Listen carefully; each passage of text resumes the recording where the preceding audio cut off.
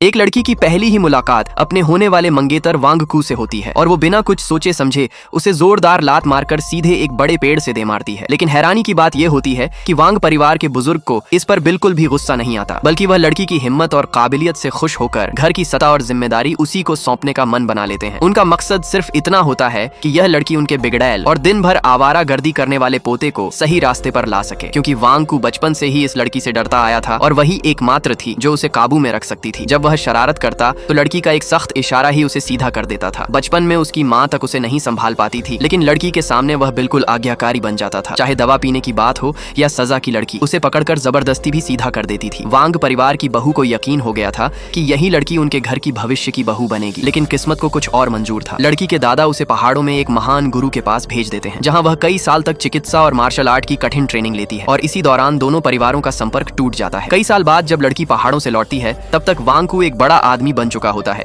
लेकिन उसके दिल में पुरानी बेइज्जती का बदला लेने की आग जल रही होती है। वह लड़की को ढूंढने के लिए बहुत पैसा खर्च करता है और आखिरकार उसे ढूंढ ही लेता है। रास्ते में वह अपने आदमियों के साथ लड़की को घेर लेता है, लेकिन लड़की आज भी उतनी ही ताकतवर होती है और एक ही बार में वांगकू को फिर से पेड़ से दे मारती है। इसके बाद वह बिना रुके अपने घर चली जाती है, जहाँ उसे पता चलता है कि उसके दादा की मौत हो चुकी है और घर की जायदाद पर दूसरों ने कब्जा कर लिया है। जायदाद वापस पाने के लिए उसे बड़ी रकम की जरूरत होती है। मजबूरी में वह शादी के लिए तैयार हो जाती है और साफ कह देती है कि जो भी आदमी पैसे देगा वह उसी से शादी कर लेगी। उधर वांगकू के दोस्त उसे समझाते हैं कि ऐसी लड़की को घर लाना ही सही फैसला है, क्योंकि वही उसे काबू में रख सकती है। आखिरकार वांगकू दोगुनी रकम देकर उसी लड़की से शादी तय कर लेता है। शादी के बाद भी वांगकू सुधरता नहीं और बाहर घूमता रहता है, लेकिन लड़की हर बार उसे सबक सिखाती है। उसके दोस्त लड़की का मजाक उड़ाते हैं, लेकिन लड़की सबके सामने उनकी कमजोरियां और बीमारियां तक बता देती है, जिससे सभी हैरान रह जाते हैं। धीरे धीरे घर के बुजुर्गों को एहसास होता है कि यह लड़की सिर्फ ताकतवर नहीं बल्कि बहुत नेक दिल भी है। वे सबके सामने उसकी असली पहचान उजागर करने की योजना बनाते हैं, लेकिन इसी बीच कुछ लोग उसे बदनाम करने की साजिश रचते हैं और उस पर गंभीर आरोप लगाते हैं। जब सच्चाई सामने आती है तो लड़की खुद अपराधियों को पकड़वाकर सजा दिलवाती है और साबित करती है कि उसने जो कुछ भी सीखा है वह दूसरों की मदद और न्याय के लिए है। आखिरकार वांगकू को अपनी गलतियों का एहसास होता है। वह लड़की से दिल से माफी मांगता है और उसे अपना सच्चा जीवन साथी मान लेता है और दोनों मिलकर एक नई और मजबूत जिंदगी की शुरुआत करते हैं।